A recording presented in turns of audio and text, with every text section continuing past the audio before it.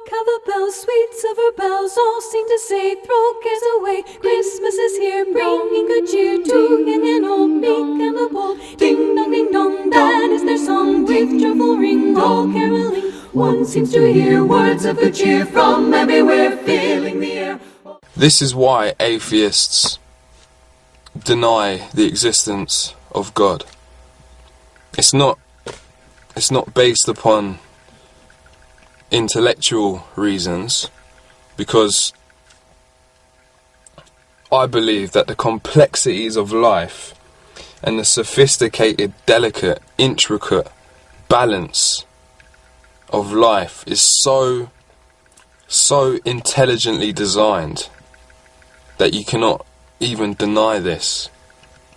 So it's not based upon intellectual reasons, but they refuse to admit that they won't even say that there is a God. They won't even meet you in the middle and say that, okay, maybe there is a God. They won't even get that far, which shows how ignorant and arrogant they are.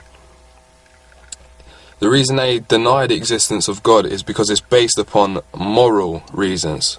That's it. You know, like, there's no reason to deny the existence of God unless there's some deep-seated reason why they refuse. And all you have to do is read the Ten Commandments and observe these atheist channels and observe their favourites, and you'll see what type of life they're living and what they like and what they enjoy. You know, do you know atheists? Any atheist that's out there, I'm willing to have a conversation with you. Like, if you respond, I will approve, and then I hope you approve my response. But any responses I will approve, because nobody's gave me any solid evidence yet, or any facts or any answers. Do you know yet that if we got just one communication from outside of space, that would prove that there is a intelligent life? It would prove the existence of intelligent life outside of our solar system. If we just got one communication. So what most people, either they don't know or they do know, probably atheists know this, atheists do know, but they just pretend that they don't know. They know that the evidence points towards a creator, because he's left his signature upon everything. But everyone's got a conscience. If you look conscience up in the dictionary, con means with, science means knowledge, with knowledge. So every time you do something wrong, your conscience will always bear witness to it. Your conscience will always tell you that you're doing wrong. You know, every time you lie, you know it's wrong. There's some deep conviction on your heart. Every time you steal, you know it's wrong. If you have sex before marriage, it's wrong. Some people claim it isn't, but they've just it's like taking the batteries out of a smoke detector. How stupid is that? So they've took the batteries out of the smoke detector, which is their conscience. So the longer they've left it, the quieter. At first, when you first begin to do these things, the voice of God is really loud, but the longer they leave it and the longer they prolong it, then the voice of God begins to get smaller and smaller until you think it's acceptable and it's okay to do it. But according to God, it's not okay for you to do that stuff. So yeah, as I was saying, just one communication from outside of our universe, and they're looking for these signs. They're sending signs out. They're trying to receive them. Would prove that there's intelligent life outside of our solar system. But like I said, most people either know, they don't know, or they either know, which I've explained, but they choose not to even consider that there might be a God. That one strand, not two, not three, one strand of DNA has over 300,000 pages of information.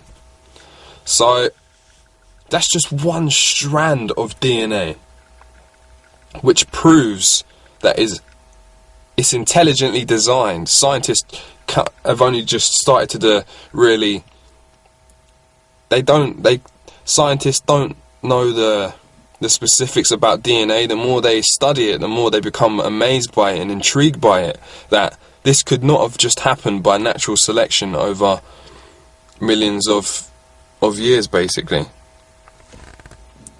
So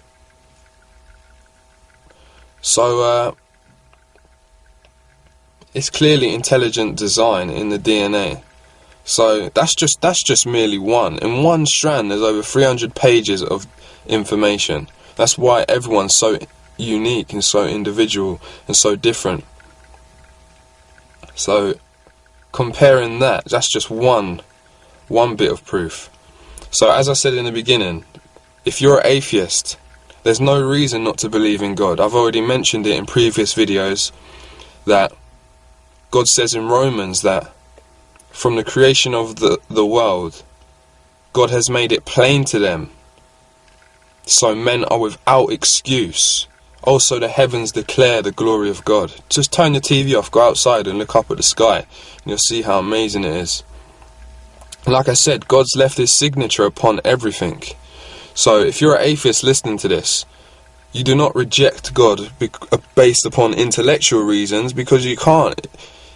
If you really studied and looked how much of a coincidence, and how, like I said, it's in the complexities of life, the sophisticated, delicate, intricate, brilliant, intelligent, designed stuff that's around us, you cannot intellectually say that it just happened. If you do, after looking at the facts, you are crazy.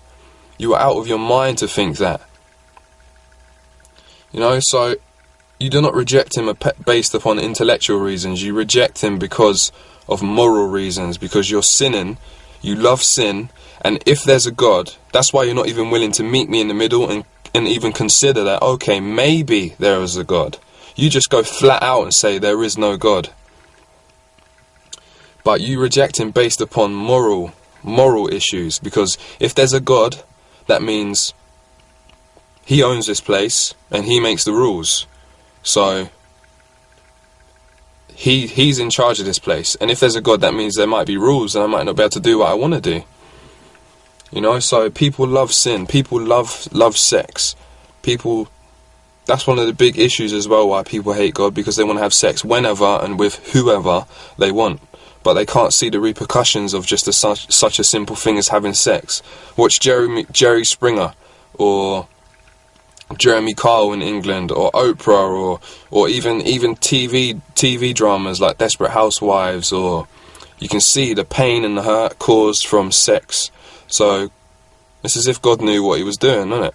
You know, it's as if God's just saying, everyone thinks God's this mean guy in the sky that's telling us all these do's and don'ts. Don't do this, don't do that, I'm going to make your life a living misery. In fact, it's actually the complete opposite. He's put these things in place. Think about it. If he is God, he is obviously incredibly intelligent, he's incredibly wise, he's incredibly powerful, and he's incredibly holy, which means he cannot stand sin, and he's going to judge sin. So, he's obviously gave us these things to make us enjoy life. People think it's just to annoy us and make our life worse than what it is. But it's actually the complete opposite. He's gave us these things out of love, to protect us and to help us. But atheists are so stubborn, and they love sin so much, and they refuse to hear their conscience. They refuse to hear their conscience and know what they're doing is wrong. And they just keep running away, running further and faster away from God. And what I find is so stubborn and so arrogant is that for them to say that there is no God, just an absolute statement, a complete. Before I knew about God, I used to think, when I was probably an atheist, I used to think that there may be a God. I don't know, but if you give me evidence and if you give me proof, then fair enough, I might consider that there may be a God. So when you say that there is not a God and you don't even evaluate the evidence put before you, how stubborn is that? How arrogant is that, when you haven't looked at both sides of the stories? I've looked at science, I've studied science, I've looked at how much of a stupid theory it is, and how that there's no Not one single bit of evidence for it. That's why I chose to look towards creation, and you'd be amazed, people, at the creation evidence you'd find. I've told you time and time again, check my playlist, like down here, you'll find a playlist called Evolution vs God, or look there if it's not on my main page. You'll find some playlists here that will change your thinking. And the amount of prophecies you will find. Please watch, if you're an atheist, please just watch the final countdown. Please just watch one video, 20 minutes of your time, just one. You don't have to watch evolution, just watch it from a prophecy side. And yeah, I know this message is a bit weighty and a bit heavy, but it has to be said, because I've been proper having some spiritual warfare with atheists, and I'm just trying to speak to them. You do not reject God based on intellectual reasons, but you reject him upon moral reasons, and that's the truth, whether you like it or not.